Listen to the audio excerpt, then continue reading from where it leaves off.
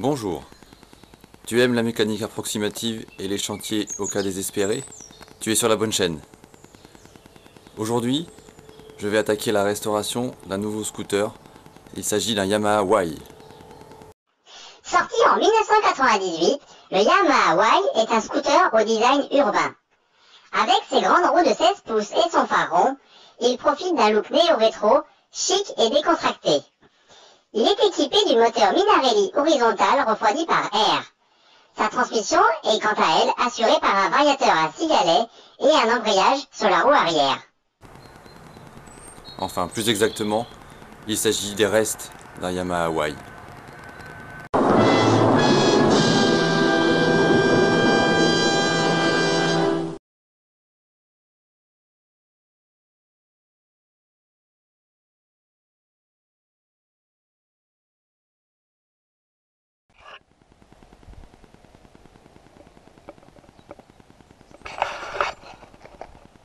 Donc voilà actuellement l'état du scooter.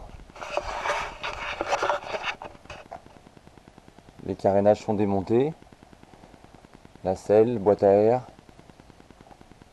tablier. J'ai acheté ce scooter dans cet état à peu près. La personne avait abandonné le projet car elle n'arrivait plus à le faire démarrer. La panne initiale, c'était qu'il calait à chaud. Et puis ils se sont lancés dans un chantier qui les a un peu dépassés. Donc j'ai récupéré le chantier. Quand tu récupères un véhicule dans cet état, c'est jamais évident.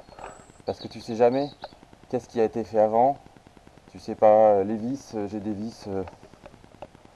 Voilà, je sais pas où vont les vis. Je sais pas. Il y a plein de choses qu'il va falloir sûrement reprendre. Donc bon bah moi j'ai commencé par les bases, on va dire. Le scooter a 22 000 km, la segmentation n'a jamais été faite. Donc j'ai commencé. J'ai démonté le haut moteur, culasse, cylindre, segment. Et puis on va commencer ça. On va nettoyer. Et je vais t'emmener avec moi pour une partie de mécanique approximative. Donc voilà où j'en suis à peu près. Comme je te disais, j'ai démonté le cylindre. Il est bien à l'intérieur, il n'est pas du tout marqué. Culasse. Donc évidemment ça va demander un peu de nettoyage. Le pot. Alors en mécanique c'est souvent sur les petites choses qu'on galère. Et le pot d'échappement n'a pas dérogé à la règle puisque j'ai dû percer la vis qui tient la protection par chaleur. Forcément le pas de vis à l'intérieur était devenu inexistant. Donc ce que j'ai fait, j'ai percé un peu plus large et j'ai soudé un écrou dessus. Donc quand on voit mes talents de soudeur, je me dis que chaudronnier soudeur c'est vraiment un vrai métier. Mais bon, au moins ce sera solide. Voilà, j'avais commandé quelques pièces sur 50 Factory. Nouvelle courroie, les galets, le kit joint. Kit joint avec le joint de culasse en cuivre qui sera mieux que celui-ci en inox. Le cuivre ça s'écrase mieux. Segment, joint de pot d'échappement et une bougie NGK B8HS je crois. BR8HS, voilà. Bon, évidemment comme un andouille, j'ai d'abord démonté le cylindre. Donc je ne peux pas changer les courroies et les galets puisqu'il va falloir bloquer le moteur en rotation. Comme j'ai pas l'outil, je vais utiliser un bloc piston. Je sais que certains n'aiment pas cet outil, mais je sais que bien utilisé ça fonctionne parfaitement. Et j'avais acheté des clignotants parce que les clignotants arrière sont cassés. Il y en a un des deux qui est cassé, donc ce sera à réparer. Donc là on va démonter le piston. Le piston est bien pareillé. On va juste nettoyer tout ça à l'essence. Petit coup sur le dessus. Ce sera nickel. Allez, c'est parti.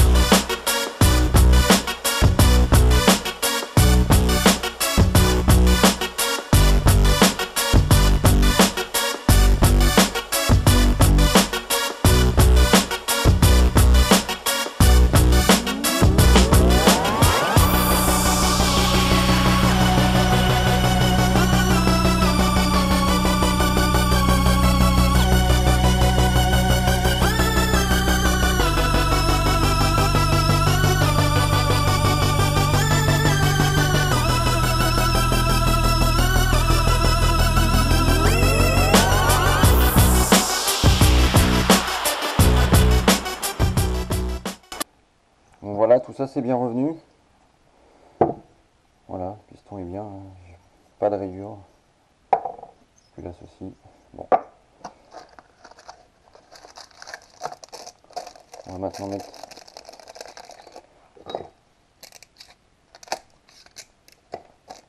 les segments.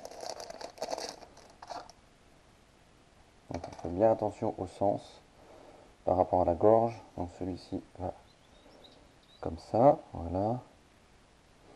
Surtout ne jamais trop les écarter parce que sinon ça peut casser.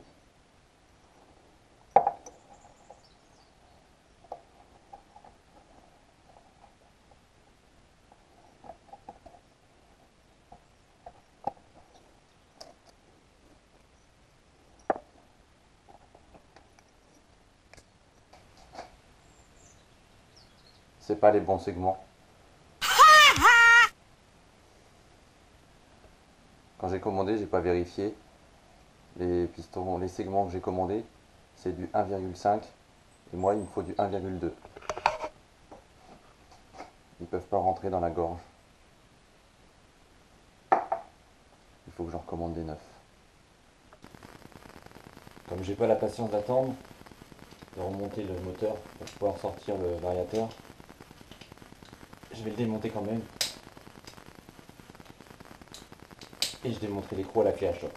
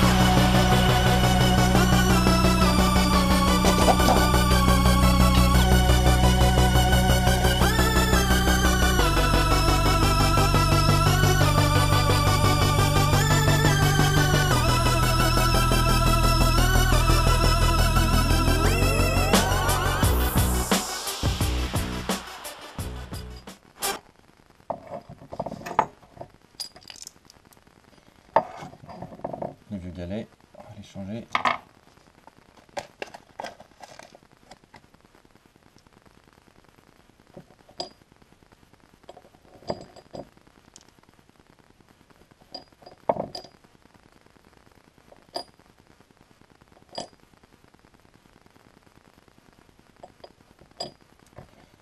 Sur la chaîne de Simon, je vous conseille d'ailleurs d'aller voir sa chaîne si vous aimez la mécanique scooter. Très bon tuto et très ludique. J'ai vu qu'on pouvait modifier la rampe des galets pour les faire monter un peu plus haut et avoir plus de vitesse de pointe. Je sais pas si je ferai la modif, peut-être, on verra. Et après il faut aussi poncer la joue, je sais plus si c'est celle-là ou l'autre, pour permettre à la courroie de monter plus haut, aux deux joues de se rapprocher en fait.